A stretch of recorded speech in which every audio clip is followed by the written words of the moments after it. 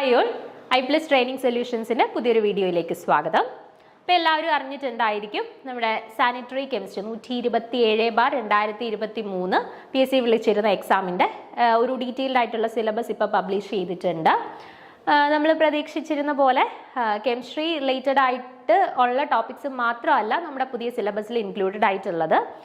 Biochemistry based ആയിട്ടുള്ള syllabus ഉണ്ട്, മൈക്രോബയോളജിക്കാർക്ക് വേണ്ടിയിട്ടുള്ള കുറച്ച് സിലബസ്. അപ്പോൾ ഈ 3 ടോപ്പിക്സ് നമുക്ക് സിലബസ് അനാലിസിസ് ആണ് നമ്മൾ ഇന്ന് ചെയ്യാനായിട്ട് പോകുന്നത്. അതിനകത്ത് നിങ്ങൾക്ക് നോക്കിക്കഴിഞ്ഞാൽ നിങ്ങൾക്ക് മനസ്സിലാവും കെമിസ്ട്രി റിലേറ്റഡ് ആയിട്ടുള്ള കുറച്ച് ടോപ്പിക്സ് ഉണ്ട്, ബയോകെമിസ്ട്രി റിലേറ്റഡ് ആയിട്ടുള്ള കുറച്ച് ടോപ്പിക്സ് ഉണ്ട്, മൈക്രോബയോളജി റിലേറ്റഡ് ആയിട്ടുള്ള കുറച്ച് ടോപ്പിക്സ് ഉണ്ട്. അപ്പോൾ നമുക്ക് യൂഷ്വലി നമുക്ക് അങ്ങനെ ഒരു സിലബസ് കാണുമ്പോഴത്തേക്ക് നമുക്ക് കുറച്ച് കൺഫ്യൂഷൻസ് ഒക്കെ വരാം, അല്ലെങ്കിൽ നമുക്ക് കുറച്ച് പേടി തോന്നാം. ഇപ്പം ഞാനൊരു കെമിസ്ട്രി ബാക്ക്ഗ്രൗണ്ട് ഉള്ള ഒരാളാണ്, അപ്പോൾ എനിക്ക് ഇനി മൈക്രോബയോളജി പഠിക്കാനായിട്ട് പറ്റുമോ, അല്ലെങ്കിൽ ബയോകെമിസ്ട്രി പഠിക്കാനായിട്ട് പറ്റുമോ, അല്ലെങ്കിൽ ഞാനൊരു മൈക്രോബയോളജി ബേസ് ആയിട്ടുള്ള ഒരു വ്യക്തിയാണ്, അപ്പോൾ എനിക്ക് കെമിസ്ട്രിയുടെ ടോപ്പിക്സ് ഒക്കെ എനിക്ക് പെട്ടെന്ന് മനസ്സിലാക്കാൻ പറ്റുമോ, എനിക്ക് പഠിക്കാനായിട്ട് പറ്റുമോ എന്നൊക്കെ കുറച്ച് ഡൗട്ട്സും കുറച്ച് ടെൻഷൻസ് ഒക്കെ നമുക്ക് ഉണ്ടാവും. പക്ഷേ ഈ ഒരു സിലബസ് നമുക്ക് നോക്കിക്കഴിഞ്ഞാൽ മനസ്സിലാവുന്നതെന്ന് വെച്ചാൽ ഇപ്പോൾ കെമിസ്ട്രി എന്ന് പറഞ്ഞിട്ട് കൊടുത്തിട്ടുള്ള ടോപ്പിക്സ് ഇപ്പോൾ പ്യുവർലി കെമിസ്ട്രി അല്ലെന്നുണ്ടെങ്കിൽ കെമിസ്ട്രിയുടെ കുറച്ച് അഡ്വാൻസ്ഡ് ആയിട്ടുള്ള ടോപ്പിക്സ് അങ്ങനെയൊന്നുമല്ല. ഇപ്പം നോർമലി ഇപ്പം കെമിസ്ട്രിയുടെ വളരെ കുറച്ച് ബേസിക് മാത്രമുള്ള ഒരു വ്യക്തിക്കും കൂടി പഠിച്ചെടുക്കാൻ പറ്റുന്ന രീതിയിലാണ് ഇപ്പോൾ കെമിസ്ട്രിയുടെ ടോപ്പിക്സ് സെറ്റ് ചെയ്തിരിക്കുന്നത്. അതുപോലെ ഇപ്പോൾ ബയോകെമിസ്ട്രിയുടെ കേസ് എടുത്തു, അല്ലെങ്കിൽ മൈക്രോബയോളജിയുടെ കേസ് എടുത്തു, അതിപ്പം നോർമലി മറ്റ് സബ്ജക്റ്റുകാർക്കും കൂടെ ഈസിലി പഠിച്ചെടുക്കാൻ പറ്റുന്ന രീതിയിലാണ് സിലബസ് സെറ്റ് ചെയ്തിരിക്കുന്നത്. ഓക്കെ, അല്ലാണ്ട് ഒരു സബ്ജക്റ്റുകാരെ മാത്രം ഫോക്കസ് ചെയ്തുകൊണ്ടല്ല നമ്മുടെ ഈ ഒരു സിലബസ് സെറ്റ് ചെയ്തിരിക്കുന്നത്. ഇപ്പം ഈവൻ കെമിസ്ട്രിയുടെ ടോപ്പിക്സ് നിങ്ങൾ നോക്കിക്കഴിഞ്ഞാൽ തന്നെ അതിനകത്തും കുറച്ച് മൈക്രോബയോളജി ആസ്പെക്ട്സും കൂടെ ഇൻക്ലൂഡഡ് ആയിട്ടുള്ള ടോപ്പിക്സ് ആണ്.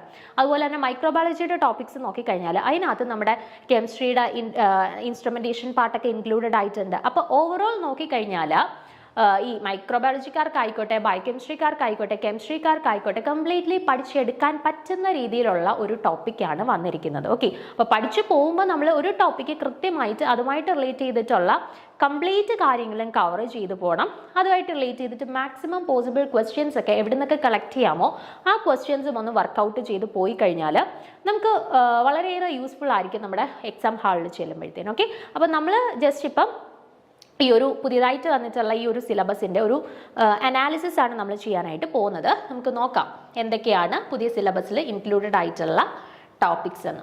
ഫസ്റ്റ് കെമിസ്ട്രി ടോപ്പിക്സ് ആണ് ആദ്യം തന്നിട്ടുള്ളത്.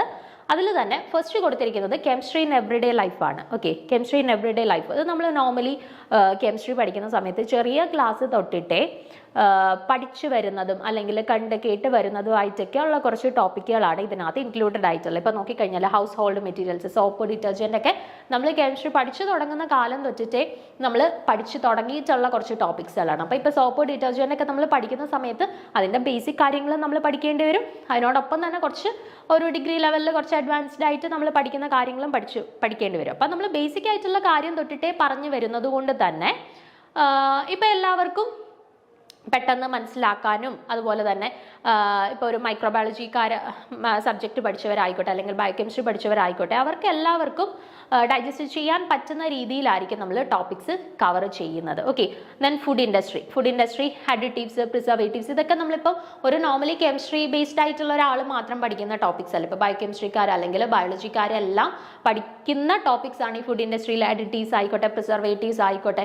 അപ്പോൾ അങ്ങനെ എല്ലാവരെയും കൂടെ കൺസിഡർ ചെയ്തുകൊണ്ടാണ് ഇപ്പോൾ ഓരോ ടോപ്പിക്സിനകത്തും ഓരോ പോർഷൻസും ആഡ് ചെയ്തിട്ടുള്ളത്. പിന്നെ വരികയാണെന്നുണ്ടെങ്കിൽ ഫെർട്ടിലൈസേഴ്സ്. ഇപ്പോൾ ഫെർട്ടിലൈസേഴ്സ് കെമിസ്ട്രിയിലാണ് കൊടുത്തിരിക്കുന്നതെങ്കിലും കുറച്ചും കൂടെ കൂടുതലായിട്ട് പഠിക്കുന്നത് ബയോളജിക്കാരായിരിക്കും, അവർക്കായിരിക്കും അല്ലെങ്കിൽ ബയോകെമിസ്ട്രിക്കാർക്കൊക്കെ ആയിരിക്കും കുറച്ചും കൂടെ അതിനെപ്പറ്റി ധാരണയുള്ളത്.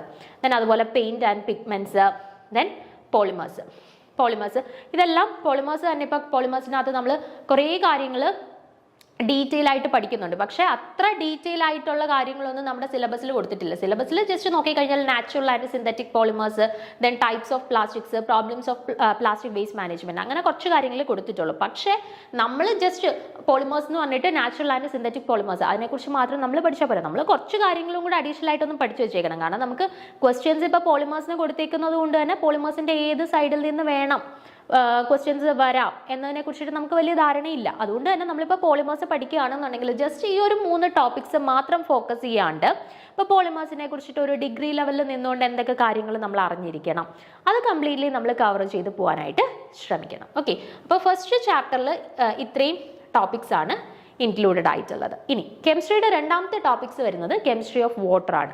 കെമിസ്ട്രി ഓഫ് വാട്ടറിനകത്ത് നമ്മൾ വാട്ടറിൻ്റെ കെമിക്കൽ സ്ട്രക്ചർ, ബോണ്ടിങ്, അതുപോലെ വാട്ടറിൻ്റെ properties, then BOD, COD, dissolved oxygen, അങ്ങനെ കുറച്ച് കാര്യങ്ങൾ. ഇപ്പോൾ ഈ BOD, CODയുടെ കാര്യങ്ങളൊക്കെ കെമിസ്ട്രിക്കാർ മാത്രമല്ല പഠിക്കുന്നത്, മൈക്രോബയോളജിക്കാർ പഠിക്കുന്നുണ്ട്, ബയോളജി ബേസ് ഉള്ള ആളുകൾ പഠിക്കുന്നുണ്ട്. ഓക്കെ, അപ്പം ഈ ഒരു ടോപ്പിക്, ഇപ്പം ഇത് കെമിസ്ട്രിയുടെ ടോപ്പിക്കാണ്, അപ്പോൾ എന്നെ കൊണ്ട് ഇത് പഠിക്കാൻ പറ്റുമോ എന്നുള്ളത് ചെയ്യുന്നത് നമുക്ക് വേണ്ട. അപ്പോൾ മൈക്രോബയോളജിക്കാരായിക്കോട്ടെ, ബയോകെമിസ്ട്രിക്കാരായിക്കോട്ടെ, അവർക്ക് എല്ലാവർക്കും ഫെമിലിയർ ആയിട്ടുള്ള ടോപ്പിക്സ് ആണ് ഇൻക്ലൂഡഡ് ആയിട്ടുള്ളത്. അതുപോലെ തന്നെ ഹാർഡ്നെസ് ഓഫ് വാട്ടർ, ഇതൊക്കെ നമ്മൾ വളരെ ചെറിയ ക്ലാസ് തൊട്ടിട്ടേ പഠിക്കുന്നതാണ്. Permanent hardness, temporary hardness, okay. അപ്പോൾ അതെല്ലാം നമുക്ക് വളരെ വേഗത്തിൽ പഠിച്ചെടുക്കാൻ പറ്റുന്ന ടോപ്പിക്സ് ആണ്. Then water pollution.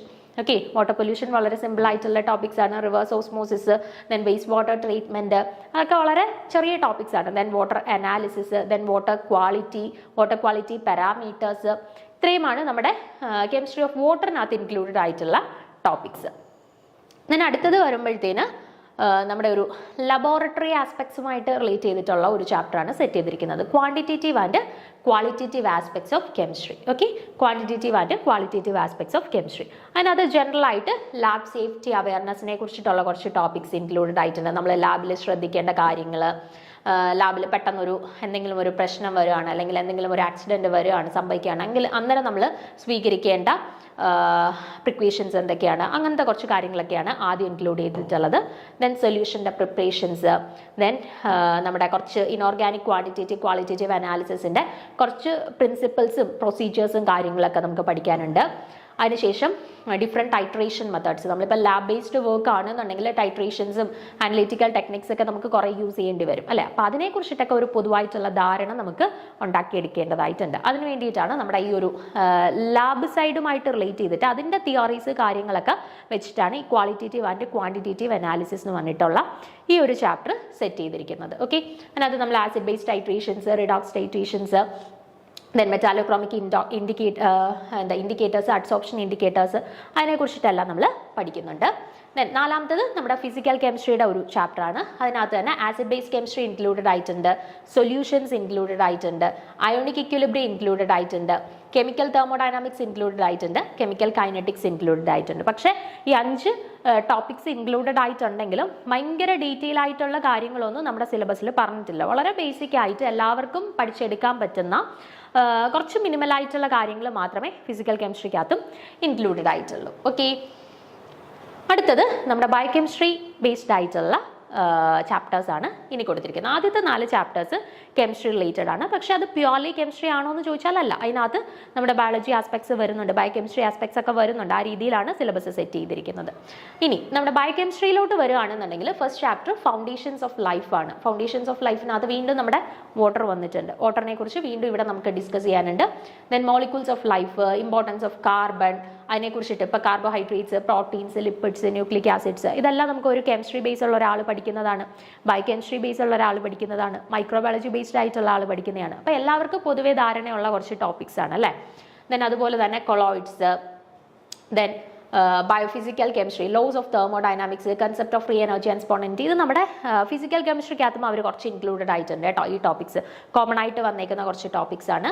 Then cell biology നമ്മുടെ പ്യുവർലി ഒരു ബയോളജി ബാക്ക്ഗ്രൗണ്ട് വരുന്ന ടോപ്പിക്സ് ആണ്. Cell membrane, mitochondria, Golgi bodies. പക്ഷേ ഇതെല്ലാം ഒരു +2 വരെ എല്ലാവരും പഠിച്ചിട്ടുള്ള കാര്യങ്ങളാണ്. അപ്പോൾ നമുക്ക് കുറച്ച് ബേസിക് ഐഡിയ, ഈ ഇപ്പോൾ മൈറ്റോകോൺട്രിയ എന്താണ്, ഗോൾഗി ബോഡീസ് എന്താണ്, സൈറ്റോപ്ലാസം എന്താണ്, ഇതിനെക്കുറിച്ചിട്ടെല്ലാം നമുക്കൊരു ബേസിക് ആയിട്ടുള്ള ഒരു ഐഡിയ എല്ലാവർക്കും ഉണ്ടായിരിക്കും. പക്ഷേ ഇപ്പോൾ ഒരു കെമിസ്ട്രി ബേസ്ഡ് ആയിട്ടുള്ള ഒരാൾ ഈ കാര്യങ്ങളൊക്കെ ജസ്റ്റ് ഒന്ന് എന്താണ് എന്നുള്ളത് ഓർമ്മ കാണുകയുള്ളൂ. പക്ഷേ അതിൻ്റെ ഡീറ്റെയിൽ ആയിട്ടുള്ള കാര്യങ്ങളൊക്കെ നമുക്ക് ചിലപ്പോൾ വിട്ടുപോയിട്ടുണ്ടായിരിക്കാം.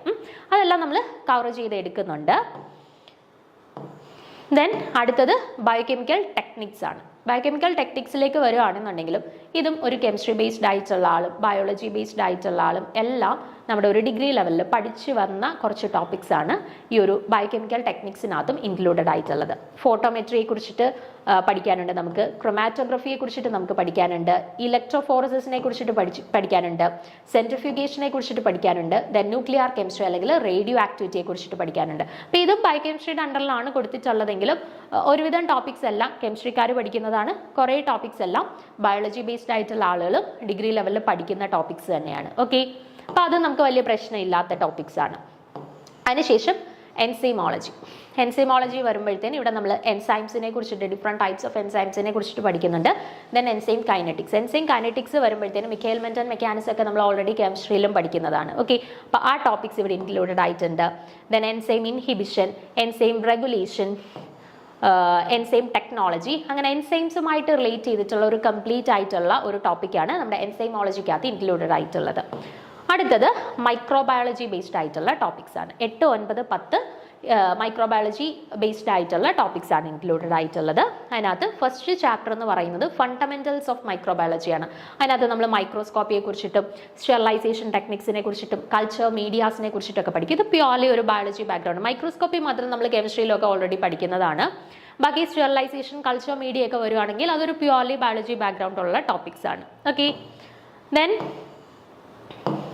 കൾച്ചർ മെത്തേഡ്സിനെ കുറിച്ചിട്ട് പഠിക്കുന്നുണ്ട്, സ്ട്രെയിനിങ് മെത്തേഡ്സിനെ കുറിച്ചിട്ട് പഠിക്കുന്നുണ്ട്. ഓക്കെ, ദെൻ അതിനുശേഷം 9ാമത്തെ ചാപ്റ്റർ ആണ്, അതായത് നമ്മുടെ മൈക്രോബയോളജിയുടെ സെക്കൻഡ് ചാപ്റ്റർ ആണ് മൈക്രോബിയൽ ടെസ്റ്റിംഗ് ഓഫ് വാട്ടർ. അപ്പോൾ ഇവിടെ വീണ്ടും നമുക്ക് വാട്ടറുമായിട്ട് റിലേറ്റ് ചെയ്ത് വന്നിട്ടുണ്ട്. അപ്പോൾ വാട്ടറിനെ കുറിച്ച് നമ്മൾ കെമിസ്ട്രിയിൽ നമ്മുടെ സിലബസിലുണ്ട്, അതുപോലെ ബയോകെമിസ്ട്രിയുടെ സിലബസിലുണ്ട്. ഇപ്പം നാണ്ട് 3ാമതായിട്ട് നമ്മുടെ മൈക്രോബയോളജിയുടെ സിലബസിലും വാട്ടർ ഇൻക്ലൂഡ് ചെയ്തിട്ടുണ്ട്.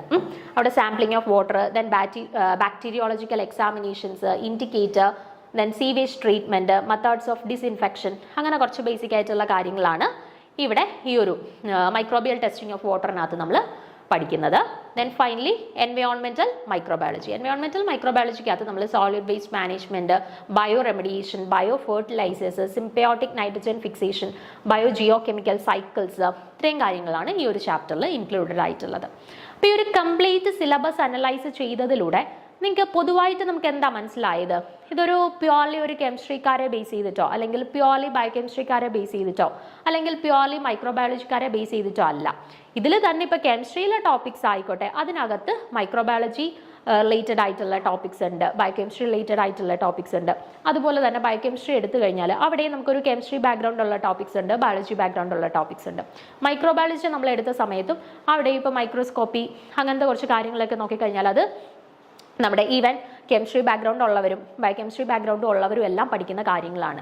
അപ്പോൾ ഓവറോൾ നോക്കിക്കഴിഞ്ഞാൽ ഇപ്പം നമ്മളിപ്പോൾ കെമിസ്ട്രിക്കാർക്ക് കെമിസ്ട്രി മാത്രമേ കവർ ചെയ്യാൻ പറ്റൂ എന്നൊരു തോന്നലില്ല. നമുക്ക് സിലബസ് കാണുമ്പോഴത്തേന് നമുക്കിപ്പം എല്ലാവർക്കും ഒരുപോലെ 3 സബ്ജക്റ്റുകാർക്കും ഒരുപോലെ കവർ ചെയ്ത് പഠിക്കാൻ സാധിക്കുന്ന ഒരു സിലബസ് ആണ് അല്ലേ.